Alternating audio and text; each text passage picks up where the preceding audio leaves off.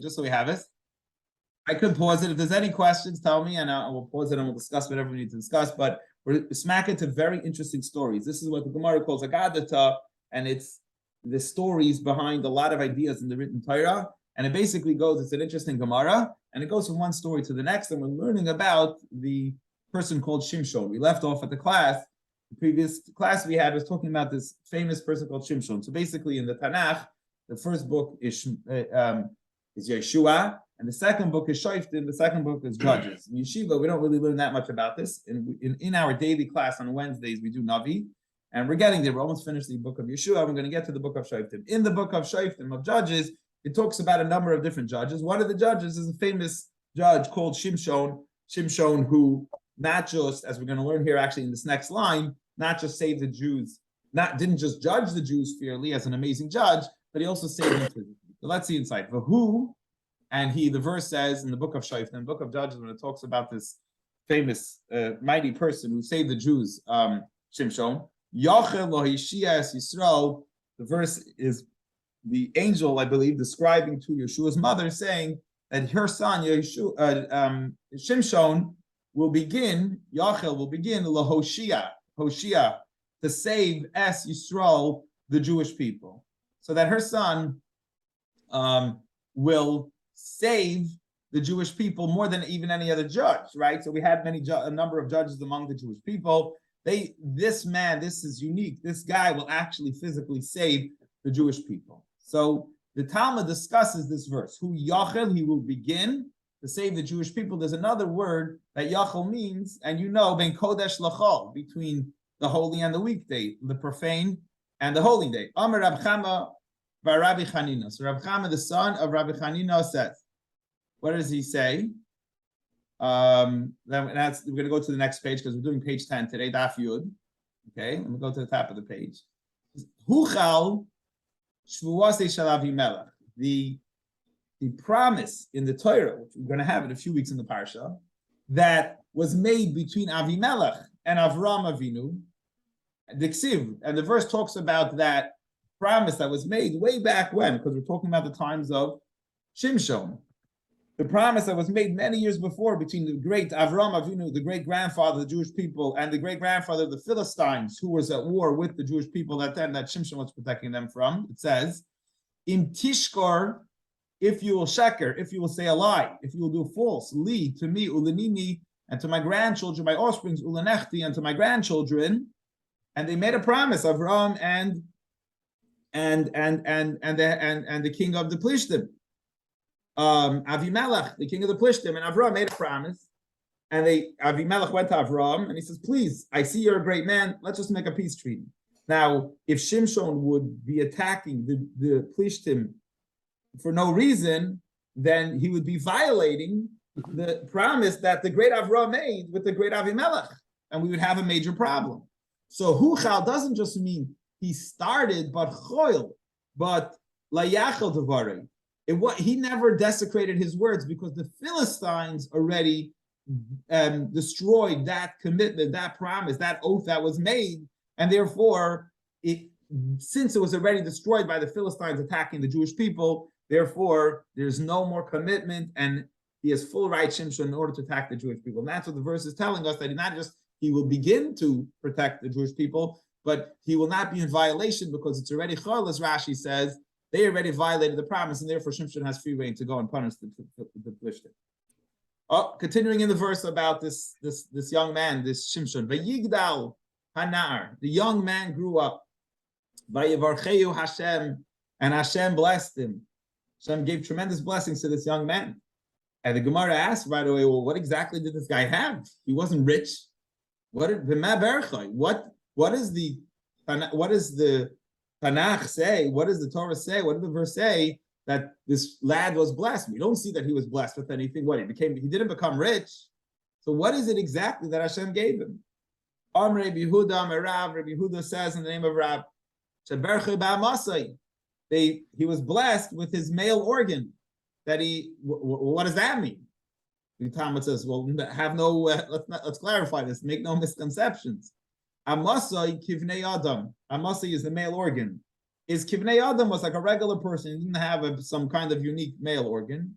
But Vizaroi, when it says the male organ, it talks about the seed. That's the inference that Talmud explains the verse means, that he was blessed with. What was he blessed with? It said he had blessed. He was blessed that his offspring will be like a overflowing river, right? Like they're scared today with the dam in Ukraine that they're going to bomb it and it's going to be overflowing. So in a positive sense, that his male organ was such that he is tremendously blessed in the descendants that he'll have. So when the Torah says, when it says in the book of in Shoftim, that he will be blessed with, he had tremendously blessed, the Gemara explains, what was he blessed with? That he tremendously blessed with the offsprings that will come from him. And he goes on to talk about the story. Talking about now here, the part of the story where he's about to be killed, right? The Plishtim caught him. His wife, Delilah, planned with them. They cut off his ear, right? He jumps around a little bit between the story, but it's fascinating how the Talmud understands the difference. This is how we understand the story of Shimshon, because if you just read the Tanakh, you don't know. The Gemara explains this a lot of the parts.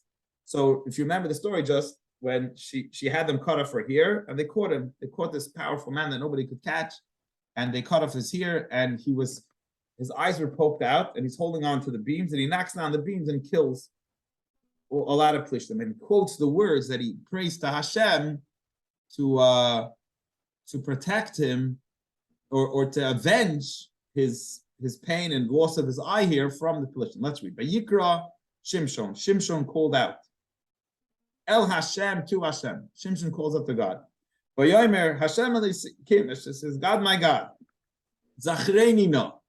Remember me, God. Remember me. V'chaskeni no, and strengthen me. Just this one time. Just give me strength another time. V'inokma, I'll get nekama. I'll get revenge. A vengeance. Nekam achas. One, a vengeance. At least one. Mishtei einai. From one vengeance for one of my two eyes. Miplishtim, from the Plishtim. Because remember, the Philistines poked out his eyes. They poked out his two eyes. And he's telling Hashem, please give me strength one last time. I want to avenge and kill a bunch more Plishtim to get them back for at least one of my two eyes. The commentaries discuss why one of the two eyes, whatever. I don't want to get into it now, but I would just read share with you the commentaries, at least that Rashi brings. Amar Rav, so Rav discusses this prayer. The scholar Rav in the Gemara says, Amar Shimshon lifnei HaKadosh Baruch Hu. Shimshon said before HaKadosh Baruch Hu, before Hashem, Rabbeinu Shalaylam. He says, Master of the world, Zuchar li, Zuchar, remember for me. Esrim Shana, the 20 years. Some of the commentaries take out the word of Shtaim because it was double, but let's just go without Rashi's commentary doesn't learn the word Shtaim. So Esrim Shana, the 20 years. Sheshafati Ties Yisrael, that I judged the Jewish people. I was their judge, right? Shimshon was, for 20 years, was the judge of the Jewish people. It didn't just become a very powerful guy, that started to kill the Plishtim, but he was a judge. V'loi, remember that time. V'loi amarti le'echad me'em, and he didn't say to any one of them, Haver li makil, Haver, carry, bring li makil, my stick, mimakim v'makim, from one place to another. In other words, it didn't take money from them. It's the same thing that I think Moshe Rabbeinu said, right? One time in the Tanakh, when the Jews were harassing him, and Moshe Rabbeinu says, what are the Yidden doing? And I didn't even take even the donkey that I needed to get to Mitzrayim to free them. I didn't even take money from them. So Shimshon is telling Hashem, he said, please, I judged them for 20 years. I didn't even ask anyone for any help. And I was judging them. Could have got a salary from them, whatever. And he was telling Hashem, please, remember this year and help me avenge for the service that I did for the Jewish people. Okay? The verse continues, Vayelech Shimshon, so Shimshon went, Vayilkoid, and he, going back to the beginning of the story, when Shimshon started attacking, now it's jumping back to the earlier part of the story, where he started attacking the Plishtim. Vayilkoid shloish mei shualim. He went and he lit on fire, okay? He captured and he lit on fire 300 foxes. That was his plan. He was going to light their tails on fire or light something that was attached to the tails, and the foxes will go and destroy all the woods and the things and basically burn down their forests and stuff. The Gemara has an interesting question. Maishna shualim. Why foxes? Why did he choose? Why couldn't he pick dogs? Why did he have to specific? What was his message? In other words, he was trying to send them a message. The Gemara asks, interesting. Why did he choose foxes to be the ones to attack the Plishtim with? Amar Rabbi Aivu bar Nagdi. Amar Rabbi Chia bar Abba. Amar Rabbi Shimon. So this rabbi said the name of this rabbi that Yavish should come. Misha chayzer la'achayra. Those who walk backwards, who back up backwards. I think Rashi says here, other animals, when you scare them and they run away, they turn around and they run away. A fox walks backwards. Like you want to attack him, his way of fighting is backwards. And that was, he wanted to send a message to the Philistines. I'm sending against you animals who walk backwards, the Yifara, and they will repay, they will revenge, the Plishtim from the Philistines, Shachazu b'shvuasan, that they walk backwards, and they went against their words against me, the deals, whatever Shimshon had with them. He married the wife, and they tricked the wife, whatever, and he tricked, I guess, the suits over there. We'll learn the details in the Navi, hopefully, when we do it in our Navi class. But that's why he's saying, I want you punished by those who back up backwards, to point that I'm doing this to you as a personal vendetta because you hurt me and you backed off, you didn't keep your word, and therefore I'm going to avenge you with animals that walk back. So there was a message there in choosing that it's specifically foxes. So the Gemara is discussing, analyzing the details of the story. There's a lot of meaning behind the whole story. And it goes on to say how powerful Shimshon was, and we see in the story, we see how powerful he was. Tanya, we learned in a brayso. This is how strong this guy was. Shimon HaChassid says, we see part of the story is there was that they woke up Shimshon in Aza, okay, and he got up and he ripped the doors of Aza out of their sockets and he carried them on his shoulders. And we know those doors were massive doors. So listen to what he says. Shimon HaChassid says, Bank safe of Shimshon, that between the shoulders of Shimshon, and one of the commentators I was listening to, we don't mean physically he was his size, but he had the might of Shel Shishim Amahoya, was 60 amas wide. 60 amas would be 75 feet, which is huge. So according to one of the things I heard today, we're not talking about that his shoulders were 75 feet wide, 60 amas wide. Or 60 would be more, would whatever, 60, what would that be, 90, whatever, very, very, very wide. It means he had the strength. Shenamar, where do we see that he had the strength to lift something 60 amas wide?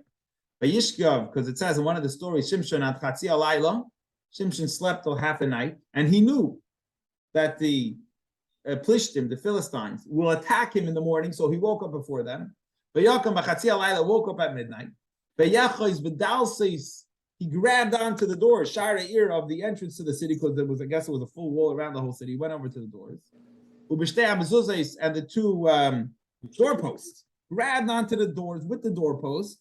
And he pulled them out together with the briach, with the crossbar. And he put them on the shoulders. And it did a tremendous show of strength. And we know, and we learned that the doors of Azah were not less than 60 amma. So, and this guy was such a powerhouse that he had the ability on his shoulders to rip out and lift up on his shoulders the door that was 60 amas wide with the door frames, with the crossbeam, and just rip them out of the ground as they were trying to lay siege and capture him.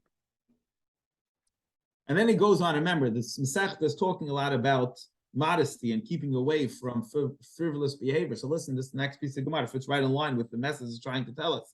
And it says he would grind the Beisa Yisurim, that he was grinding in jail. What does it mean, grinding? So the word grinding actually means a negative connotation. When the Torah says grinding, it refers to immorality, to adultery, to immorality, to promiscuous behavior. So it's a code word that the guy was grinding. It actually refers to immorality.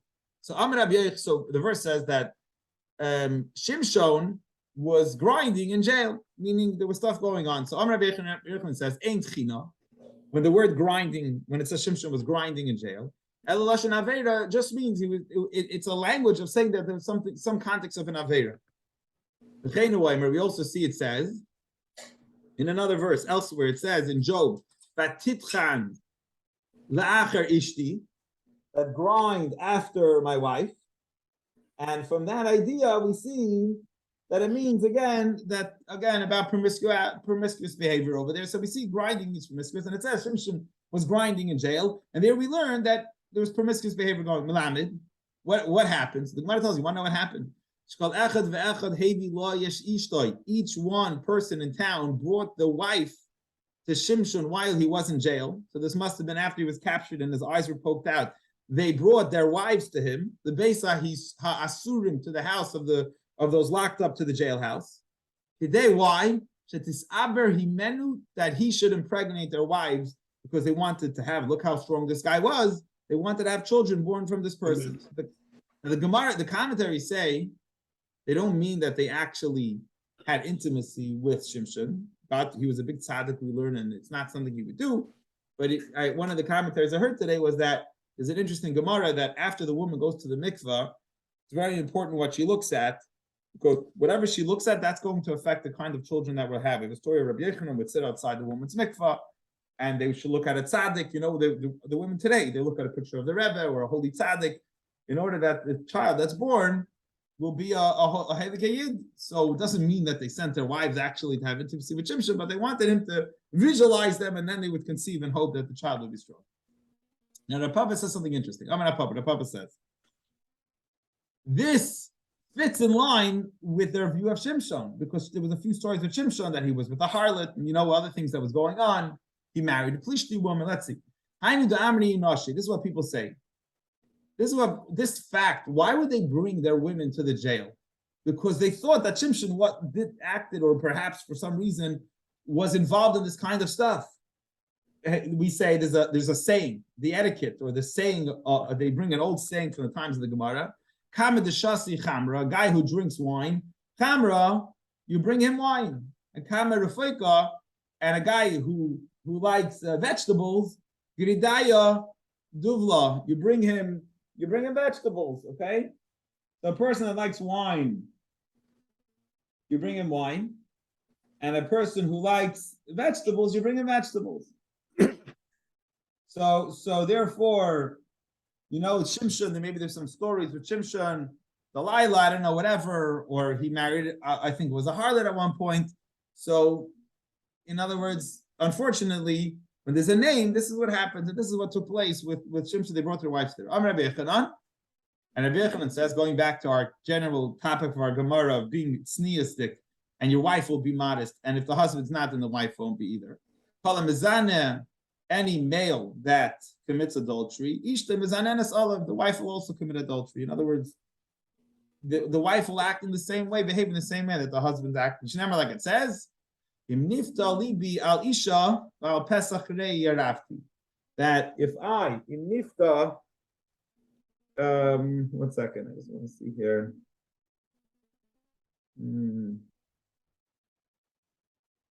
Where am I? If Al Pesach Rei Arafti, that my friend, that in other words, if a guy himself, his heart is turning against his wife on another woman, then friends will also be together with his wife. So basically, what goes around comes around, and with energy you bring into the marriage or anything else in life, that's what's going to happen. That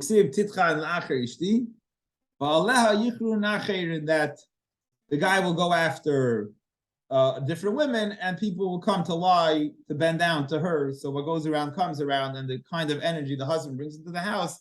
In other words, when the wife is doing something wrong, it probably started with the husband. It wasn't something that was just in a vacuum, but it probably happened with the husband himself. This is what people also say, another saying, Ihu Bei Kari, he is by big watermelons, and she is by small watermelons. So, don't blame the wife. The guy all of a sudden gets worried with the woman. He's been acting in that way the whole time. He's been doing that thing the whole time. So what are you getting upset at your wife? So a little bit of the Gemara is going to the Agadita of take responsibility for your actions, because you're bringing that energy into the house, and therefore you're going to get upset at the woman when the guy himself has been bringing that into the house the whole time. That's a little bit about the topic. Continuing in the story. Rabbi Yechanan says, Shimshon Danis Yisrael, Shimshon judged the Jewish people like their father in heaven. That he was a great judge, he was a tremendous tzaddik. Shenemar, like it says, in the blessings of Yaakov to the tribe of Dan, and he gives them prophetic messages and the blessings, what's going to happen. And he talks about Shimshon when he tells Dan, the great grandson will be Shimshon. It says, Dan Yadin Amoy, Ke'achad Dan will judge his nation like the one. Dan will judge a nation like the one, like Hashem. So his judgment will be so fair, so true. He'll be such an amazing judge. So if you want to know what kind of judge Shimshon was, he was one of the few judges that judged the people like Hashem, that he would do the same judgment that Hashem would do. Beautiful. Says, Shimshon, this name Shimshon, Al Shmoy Shalach Hakadosh Baruch Hu Nikra, was called such a great tzaddik that he was called by the name of Hashem. Where do we see that Hashem is called Shimshon? Shenema, like it says, Ki Shemesh Umagein Havaya Elikim, that a sun or a wall and a protection, Shemesh Rashi says also means a wall. Hashem is our protector, and the way it refers to Hashem is the word of Shemesh, and Shimshon is made up of the word Shemesh, and therefore Shimshon really has the name of Hashem within himself. Well, the Gemara says, whoa, are you telling me that the word Shimshon is the name of Hashem? Elameata. If so, then now, Lo Yimacha, it shouldn't be erased. If Shimshon's God's name, we're not allowed to erase God's name, then how could somebody write Shimshon and then erase God's name? So he says, we don't mean it really means Hashem's name. Ella me'ein shmai shel HaKadosh Baruch Hu. It's similar, it's like to the idea of Hashem. Why? Ma HaKadosh Baruch Hu megan es kol ha'olam kulei, just like Hashem protects the entire world. Shimshon, so to Shimshon, Megin B'Doira Yisrael was a protector of the Jewish people. So we don't mean that the name Shimshon is exactly the name of Hashem, but we mean that Shimshon was similar, acted like Hashem. He judged according to the exact way Hashem would want him to judge. We said before. Now we're saying that Shimshon protected the Jewish people just like Hashem protects the Jewish people. He was like God's messenger in protecting the Jewish people. Let's go on. It says, Bilam Chiger Beragli Achas Hoya. Bilam, listen, this is fascinating. You think Shimshon was a strong guy? He was a crippled man. Look what he says. Bilam, the prophet Bilam, who cursed the Jewish people. Chiger means he limped. Beragloi achas hoya, in one of his legs he limped. Shenema, like it says in the verse, Vayelach Shefi. The word Shefi has, the simple meaning. I think the Chumash there translates it different. He went on his way, but in the context here, he's telling you that he walked. Actually, the verse is telling us that he walked, he limped. He didn't have a regular walk, he limped. But Shimshon, Chiger B'shtei Ragel of Hoya, was limp in both of his legs. He was a real cripple, the guy. So interesting, they would have never, if not for this Gemara, imagine what you would have thought of Shimshon, right? He was the mightiest person in the world.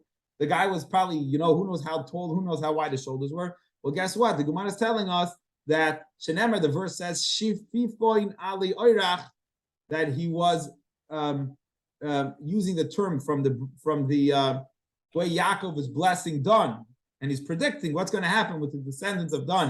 He's going to have a child of Shimshon, and he says Shvifon in double crippled. He was a double cripple in both of his legs, and therefore the Gemara says we know that Shimshon wasn't just the mightiest guy in the world, but he also was a cripple in both legs. Very interesting. And the Gemara goes on to say, because we mentioned that Shimshon was like similar to God, his name was like, had God's name within it. So you're going to say, Taner Rabbanah, the rabbi said, 5 people were created, me'ein dugma, similar, as a somewhat of a similarity, I guess, to above. And everyone who was blessed, basically, Rashi says it means that they were blessed with something unique, something very special about them, something tremendously unique, no one else had it, and no one else that was different than the whole world, and they all were punished by those 5 each of the uniquenesses that these 5 people had, they were all punished by it. How do we see? Shimshon b'koichai. Shimshon with his strength, there was nobody else as strong. Shimshon was the only man who Hashem gave this unbelievable strength. And then at the end, that was his downfall. He got caught and he got punished with it, and so on. Shaul, and he brings up the other four cases. Who was the other people? Shaul, the king Shaul. We know he was very tall, very handsome, and exceptionally tall, had a very big neck. The Tavarai was unique that he had a very tall neck, and he ended up getting punished with it. Avshalom, and then David HaMelech had a son whose name was Avshalom. Bisara, he had the most beautiful, gorgeous, long hair that he would grow as a Nazarite. And he ended up getting killed by that hair. We'll see in a minute. He's going to tell us all these fascinating stories. Tzidkiah, king, Tzidkiah was a king of the Jewish people. Be'enav, with his eyes. Rashi says, I don't know where it says that he had the most beautiful eyes, but where he got punished with his eyes, we'll see soon. And Asa, Beraglov, and also King Asa, also from the kings of the Jewish people, Beraglov with his feet. And he's going to tell you, Shimshon with his strength. We know he was the strongest person. Where do we see he got punished? It says, Hashem took his strength away from him, right? So he was very strong. He thought he'll fight the Plishtim, and Hashem took his strength away, and that's how he got captured, right? So he lost his strength, and that's what made him end up getting captured. He wasn't ready for the Plishtim, and they ended up arresting him and attacking him. Okay, that story we know. Fine. What's the next story? Shaul. Going back to the second story, the story of King Shaul. Bitzavare, with his neck. What happened with Shaul? Shaul, remember, he was being attacked. He was a king for 2 years, or not even. And Hashem said he was going to die because he didn't kill Amalek. Over there, he was about to be killed by the people attacking him. It says King Shaul took the sword, and he fell on the sword. He killed himself. He stuck it into his throat. And from there we see, and that's what he ended up, the Rashi says, where else would he kill himself? I think it was Rashi who says it. The best way, if you wanted to kill yourself, would be on your neck. And therefore, his neck, the Torah tells us about Shaul that he was tall, he had like a high neck, a very tall head, different than most people. I think it says, very tall, and he ended up getting killed on his neck. So the same thing that made him unique and special, one of the most amazing things, that's what they ended up getting killed on. Avshalom Bisarai, Avshalom with his hair. Where do we see Avshalom had long hair? Like we come on, like we say, like we're going to say soon. He's going to tell you the whole story, I believe. We'll see in a second.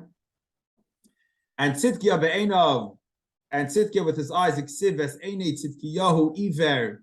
It says that the eyes of Tzidkiyahu became blind. Let me just see 1 second what it says over here.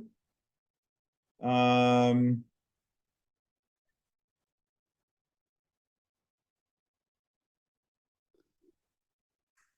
just going to place it 1 second.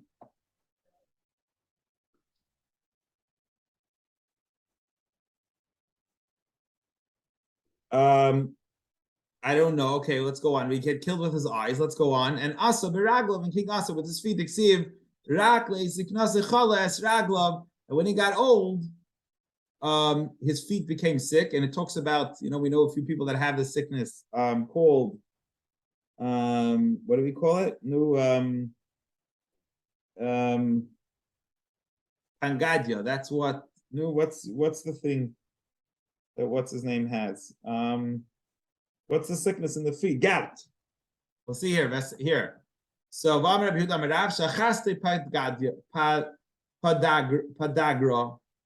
he got sick with gout. That's he's going to tell us some of the details of the stories. So in a second, so the rabbi said, the son of Mar Zutra said to Rav Nachman, what is padagra? What does it feel like? Amarla, he says, like you're sticking a needle into flesh. He says, well, how did the rabbi? He asked the rabbi, how does it feel like? Very painful. It's like sticking needles. How does he know? So this, I think there's 3 ways he answers the question. How did the guy know how it felt? Some say that he himself had that sickness. He felt it in himself. So that's how we knew how gout felt. Some say Rabbi Shmale, that he heard it from his Rebbe, that he was taught. It was in yeshiva. They said, you could have gout, and this is what gout feels like. Or maybe his Rebbe had it. Some say an answer, which we said earlier in the Gemara, in this Masechta, Yisoid Hashem li'reyav, that the secret of Hashem are to those who fear Him. He teaches them His covenant. Basically, don't ask a question. Or you could ask, how does a rabbi know something, but Hashem shares with them the secrets. They know parts of Torah, and therefore he know how it felt. We actually have a source here for gout in the Torah, in the Gemara, the whole story here. No. Darash Rava explained. Why was King Asa punished? Why? Interesting. Why did he get gout? Because the Asa Angarya beTalmidei Chachamim. He made the Talmidei Chachamim work with it. In other words, how do they tax people? What are one of the ways they would tax people in the olden days? They wouldn't just collect money from them, but they'd say you have to go to army service, or you have to do what you have to do. There's a big fight there between the king of Israel. There was a big fight between the northern tribes and the southern tribes, and they attacked the city where King Asa was, and they laid these big piles, and King Asa told all the Jewish people, you have to come and remove these big piles and the blockages that they laid to the highways, wherever it was. You have to come to remove it. Shenemar, and we see what it says in the Tanakh, in the Navi, about the story of King Asa. Melech Asa, the King Asa, he shmias kol Yehuda. He gave out the announcement to everyone in the tribe in the southern countries of Yehuda. Einaki, there's nobody clean, nobody could get away with a tax work. And even the scholars, they were in the middle of yeshiva learning. Too bad. The king said everyone has to get involved in cleaning up the mess that the northern king made, Jewish king made. You have to come and remove the blockages that they laid to the city, whatever the siege, whatever they laid over there. You have to come and remove it. My enaki, what does it mean? Nobody's exempt. There's no exemption. Amar Rabbi Yehuda said the name of Rav. Afilu chasen mechadri, even a chasen from his room. And the bride from her chuppah. And he said, everybody has to follow in the king's tax. And we know, according to Torah, the first year a person gets married, you're supposed to leave them alone with a lot of the work and the taxes. They're supposed to just be married together and live life like that. And therefore, he was punished because he forced the Talmidei Chachamim and these people to do work, and he should have exempted them from it. His punishment was that he ended up getting gout in his feet. Okay, let's continue with the story. It says that Shimshon went down to a place called Timnasa. He went down to place Timnasa to meet his wife over there, and he was going to marry the harlot, the woman he was going to marry. Ksiv, it says.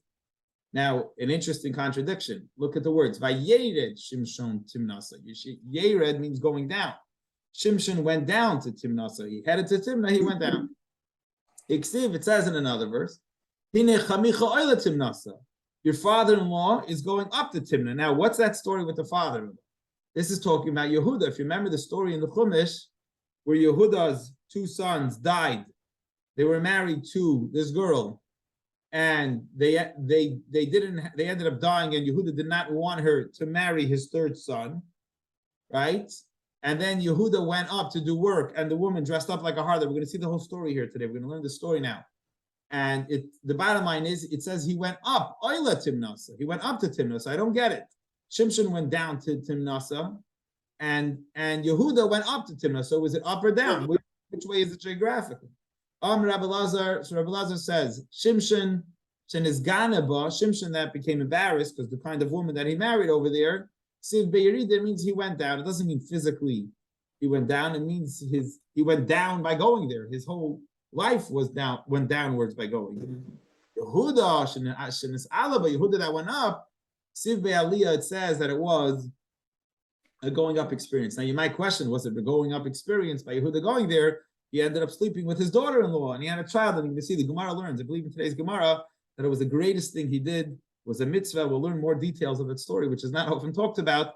You can actually learn it here today. We're going to get to this blat at this page of Gemara, and we're going to learn all these fascinating stories today. Rabbi Shmuel bar Nachmani, the son of Nachmani, says, I have another easy way to answer the question. One going up, one going down. Right? The first answer was up spiritually or down spiritually. The second answer is Shtei Timnah Isaiah. There was two towns with the name of Timnah. One was on top of a hill and one was on the bottom of a hill. Why are you asking a question? Chad b'yerida, chad b'aliyah. One was down and one was up. That's the easy way. Who says there couldn't be one in this side of town, this in the other part of Israel was an up one and down one? Two Timnahs, and therefore it's no question. Rav Papa says, Chad Timnah Havai. No, it was only one Timnah. Well, how are you going to answer the question? Was it up or down? The Asim Mahagisa Yerida. If you came from this side, you went down to it. But the Asim Mahagis, if you came from the other side, you went up. Because why? It was in the middle of a mountain. So if you were coming from the top of the mountain, you went down. If you were coming from the bottom of the mountain, then you would go up. It was in the middle of a mountain, and that's Zal, the very difficult question. You have a contradiction between two verses, not a contradiction. So three answers to how did you go up to Timnah or down to Timnah? Keep going. And then he throws out a bunch of cities that were in the middle of the mountains. Bardonia, Vevare, Veshuka, the Neresh, and the Shuk of Neresh. All these places were in the middle of a mountain. I guess if you're in Tzvas, if you're coming from Eiron, you go down. If you're coming from Tveria, you go up. It's depending where you are. Oh, so now let's get to the fascinating story of Yehuda with his daughter, with Tamar. Let's go to the story now. We mentioned it. Let's talk about the story. Tesha v'Pesach Einayim. She went to sit by Pesach Einayim, by the door to where the eyes are. What does that mean? That what's her name again? The daughter-in-law. No, I just said it. Yehuda's daughter-in-law, Tamar, right? Tamar. So Tamar went to sit by the door of the eyes.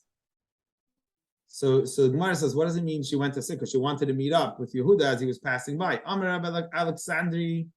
So Rabbi Alexandri says, Melami, this teaches us, Shaholcha, that she went v'yashava la, she went to sit with Pischoi by the door of Avram Avinu, of Avram our father. So Avram pitched his tent in a very public place. And Yehuda was passing by that area in the middle of Israel where Avram would sit, and she sat down with a scarf covering her eyes, like we'll see in a minute, so she'll bump into Yehuda. It said all the eyes are looking to see, in a very public place. Maybe she wanted him to see her. Rav Chan and Omar, Rav Chan, another rabbi, says it doesn't mean there was a place where everybody who it's a kind of name of a place, a Shema Einayim, that's called Einayim, by the entrance to a city called Einayim. It says also elsewhere, Tapuach ve'Einayim, the cities of Tapuach in the book of Yeshua. It says there's a city called Tapuach and there's a city called Einayim. So it's not that she's not telling you she sat in a very public place where Avram Avinu's door was. It's just telling you she went to the entrance to a city called Einayim. That's it. Rabbi Shmuel bar Nachmani says, "Shenasna Einayim lidvareha." That what do you mean eyes? It's not that. It's not to do with the name of the city that's called Einayim. It's not to do with everybody's eyes are looking. It's that he put his eyes lidvareha to her words. In other words, she persuaded him. He was convinced that he was allowed to sleep with her. So it wasn't a sin when Yehuda, like people read the story and they want to say, he saw harlots. The Gemara is going to learn it very holy. Listen to the way the tradition of Yiddishkeit learns the story. Kishatava, when he asked her, he wanted to know. He asked her, are you a woman? For some reason, he was drawn. And the Gemara is going to learn like this, that Hashem made him have a crazy lust to this woman, that he wanted to be with her. And Mashiach, we're going to learn in today's Gemara, is going to come out of this union. Listen to this. Kishatava, when he asked her, Amar La, he said to her, Shema Nachrisat, maybe you're not Jewish.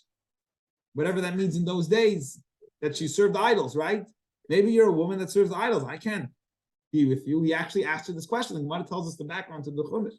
Amar Le, she says to him, Yuyainasani, I'm a convert. I got rid of all the idols. She told him straight out, and I don't serve idols. Maybe you are a married woman. He asked her that. Amar Le Penuyani, he says, no, I'm a single woman. I'm not married. Maybe he was even worried. Shema Kibal Ba Avich Kiddushin. Maybe your father received Kiddushin, marriage money for you. She says, how do you know? Maybe when you were a little kid, because you can marry off a girl at a young age, and your father received money for your marriage, and you don't know about it, and therefore you're married. I'm not allowed to be with a married woman. Yehuda was very strict. She says, I'm an orphan. I was an orphan from a little kid. There's no way my father could have married me.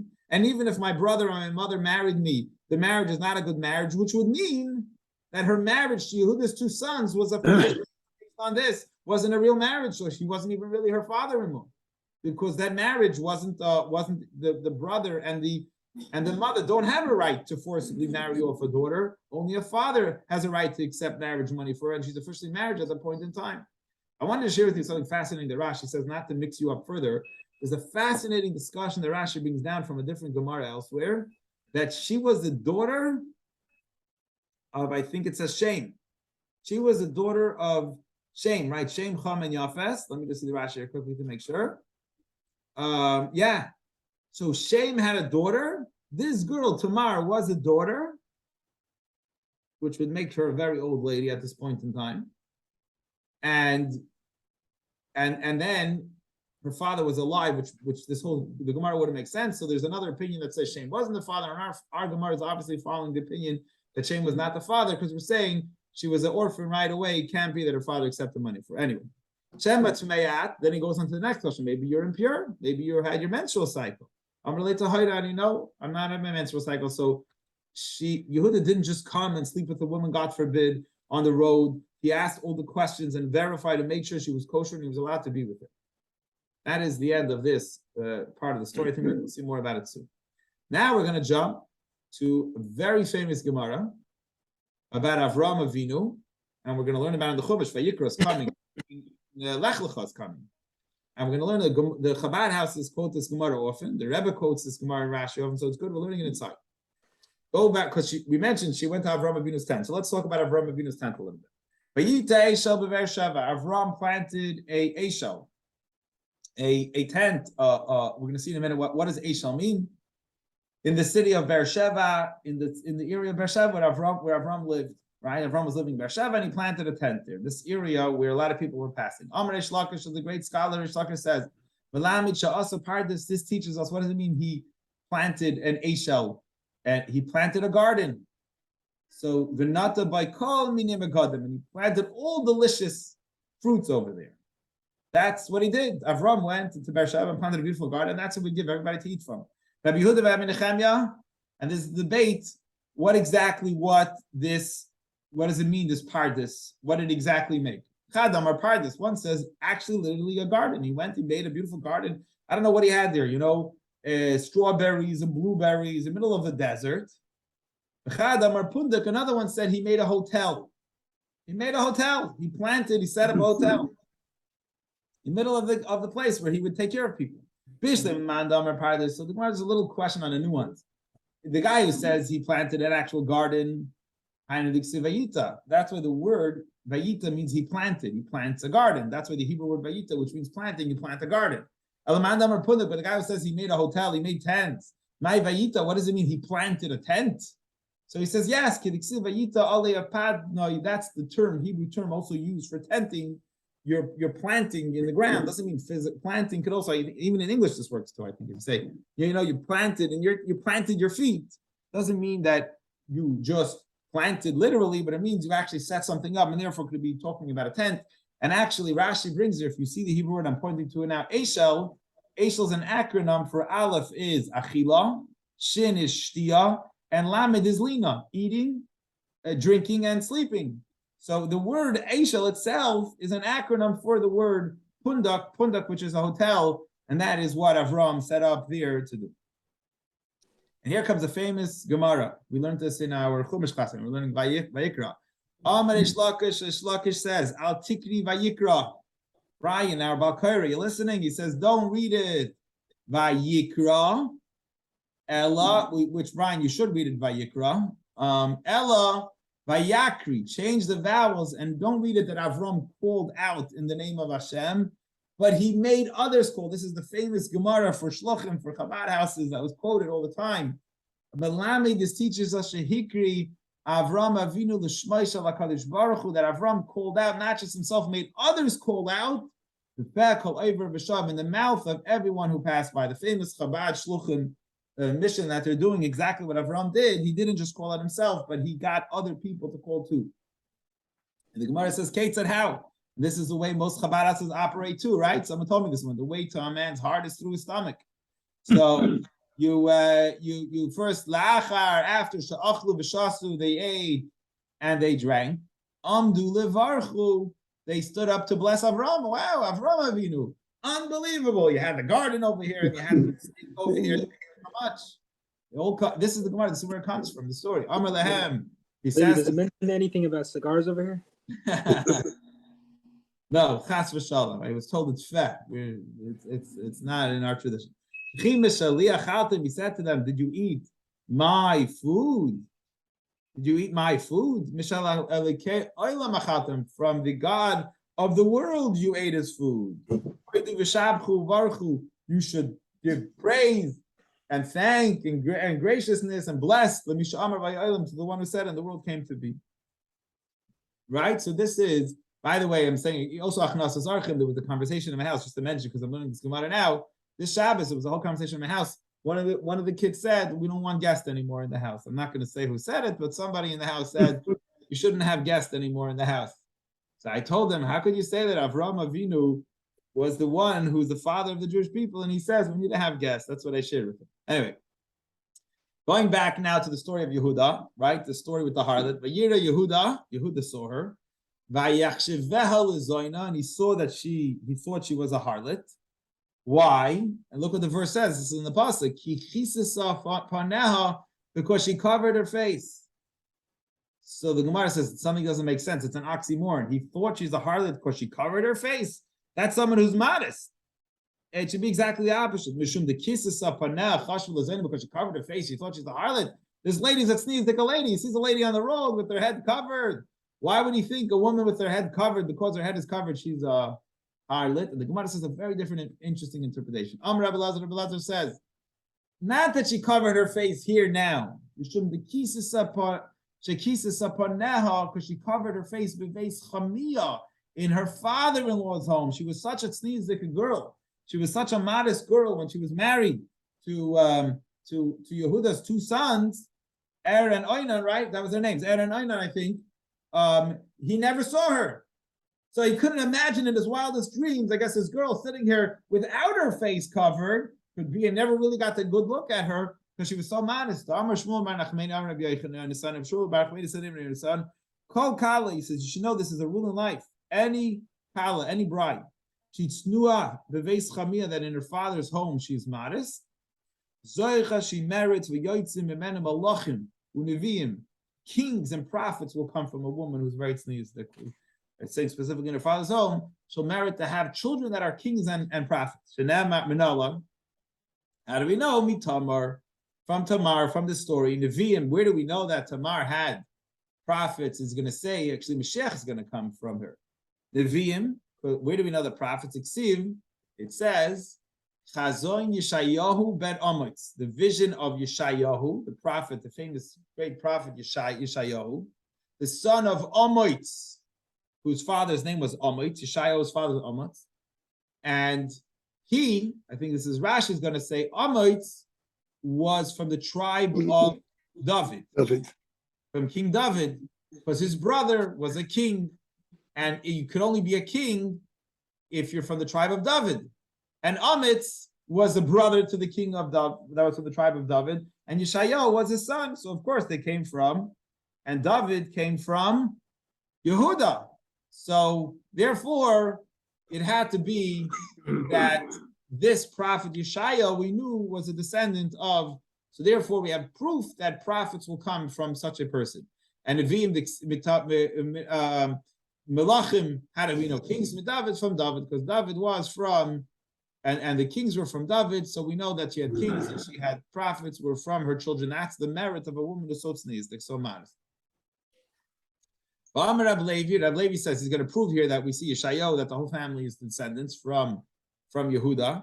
Davar zeh Mesoris b'Yedenu, we have a tradition from our fathers that Amitz, this guy Amitz, the father of Yeshayahu, v'Amatzia, and another king whose name was king of Yehuda was Amatzia. Achim Hava, they were brothers.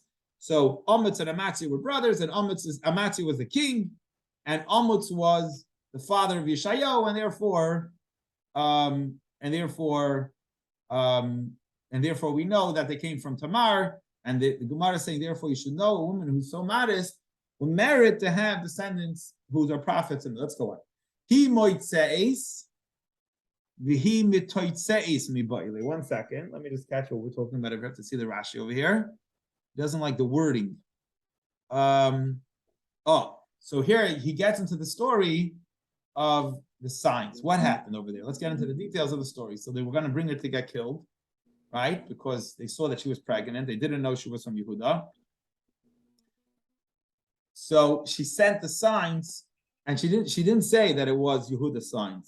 She sent the signs and said, let Yehuda recognize who these signs are, right? For those who know the story. It says she showed the signs. Rav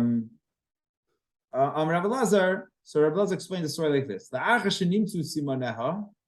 that something happened over there. There was a big friction between the angels. After she found the signs, so now she's in trouble. She's in the hot water because they're going to take her to get killed. So she went and she found the signet ring, the staff, whatever he gave her, the signs. Samuel, who's the angel, the guardian angel of Rome. Guardian angel of Rome doesn't want Mashiach to come, because if Mashiach comes, then they're going to be destroyed by the Jewish people when Mashiach comes. So he doesn't want this marriage between Yehuda and Tamar to happen, so he hid the signs, Verichgon, he pushed them away and hid them. Now she'll be killed, and the children will never be built, the Mashiach will never come, the children will never happen, will be born, Mashiach will never come, and Rome will stand. Ba Gavriel, came Gabriel, the caravan, and brought them close because he wanted Mashiach to come. This is what it says, and it explains the pasuk. If you ever read this verse of Tehillim, you'll finally understand it with the interpretation of the Gemara. Let's see what the Gemara says. So this story all takes place. It's not a simple story. This is whole bringing the coming of Mashiach, and therefore, do we want these kids to be born, or do we not want these kids to be born? And there's a fight between the angels. The Gemara tells us. Lam Natseach, a song to the choir master, to Hashem, the leader, the head leader Hashem. Al Yoinas, listen to the verse. Al Yoinas, Yoina is a dove, right? A Yona bird is a dove. Elaim, who was quiet, Rechaikim, and chased away. Referring to this woman, to Tamar, who was quiet, and the things were made distant from her. The David Michtam, a letter to David. So he's saying that this verse in Tehillim is referring to this whole story that's taking place over here, that she didn't say anything, and he tells you the details to the story. Amr Rabbi Yochanan says, as soon as the simanim, the signs, were nisrachaku, were moved away, Nasis, she became Yoina Ilemis, like a dove that doesn't speak. She wasn't going to spill the beans. She could have just said, David, it's your child. She didn't say anything, and she didn't think she'll find the sign. She thinks she's a dead woman. The David Michtam,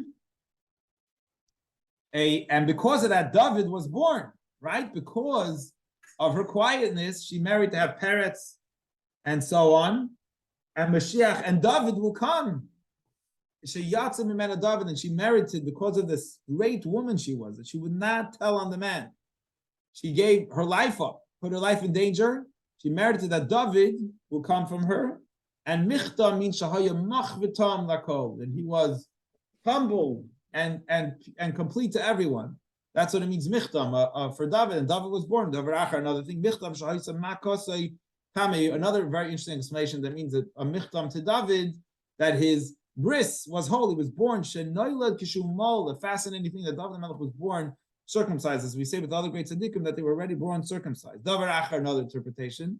Michtam, just as when he was young, he made himself small to learn Torah. Even when before he was king, so too, when he became a great king, he also continued to humble himself and learn Torah.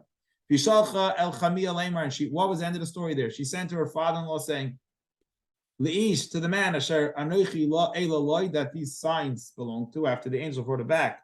I'm pregnant to him. Why didn't she just say, I'm pregnant to you? Amar Rav Zutan, a famous saying comes from this Gemara, a very famous saying. Bartuvia, Amar Rav, Amrila, Amar Rav Chana Bar Bizna, Amar Rav Shimon Chasida. Different names of who it's the name of. It's better for a person, we learn from the story, that he should throw himself into a firing furnace. He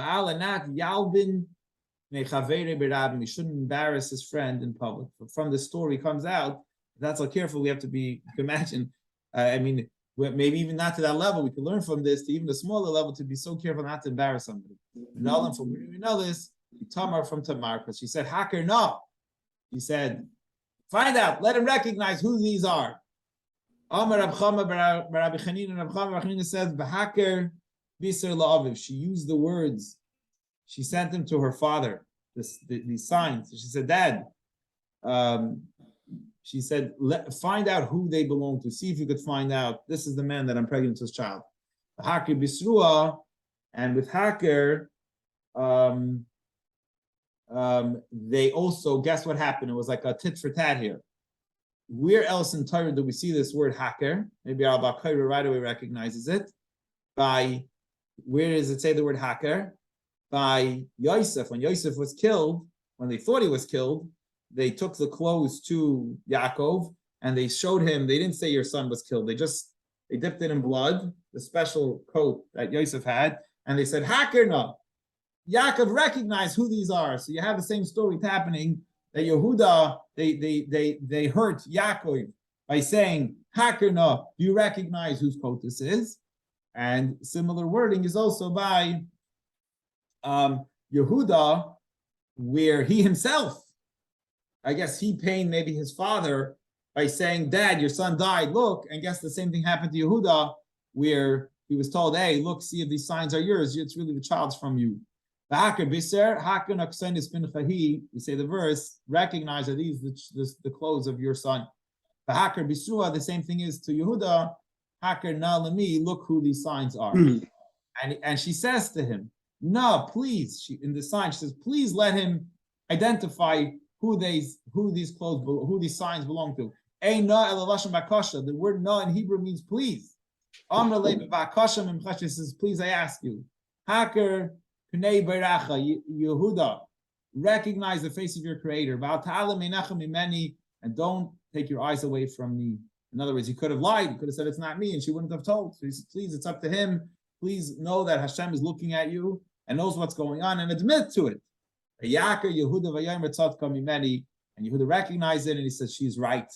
And the Amir Rabbi Chanina Bar Bizna Amir Rabbi Shimon Chassidus, so what the rabbi said, Yoishev. So Yosef sanctified God's name in hiding because he didn't sleep with the woman, right? The wife of Potiphar. Because he sanctified God's name in private Zacha, he merited Vaisifulei Ois Achas. He was added one letter, Mishmai Shal HaKadosh Baruch Hu, in his name from the name of God. It says in Tehillim, Eidus B'Yehoisef Shemai. They added a hey to the name Yosef. Yehuda Shekidah Shem Shemayim B'Farhesi, Yehuda that sanctified God's name in public. Zacha, he merited V'Nikri Kuli Al Shemai Shal HaKadosh Baruch Hu. He merited that his whole name to be called by the name of Hashem. The word Yehuda means is the name of God, is praise and thankfulness to the name of God, and therefore he merited that thing because he sanctified God's name in public. Kivan Shahai, that once he admitted, V'Amar Tatka Mimeni, he says she's right. Yatzisa Bas Kol. A voice came out of heaven and said, Ata hitzalta Tamar, you saved Tamar, Ushnei Banah, the two children, the twins, Min Ha'or from the fire, right? You saved because they were going to kill her through burning, through fire. Chayecha, by promise by your life, Shani Matzel B'Schuscha, in your merit, I will save Gimel Mibenechem and are three of your descendants from fire. And Maninu, who was saved from the fire? It's the famous story of Hananiah, Mishael, and Azariah. When the king Nebuchadnezzar threw them into the fire, there was a big fire, and they threw them in, they were saved. It was in merit of their great-great-grandfather, Yehuda.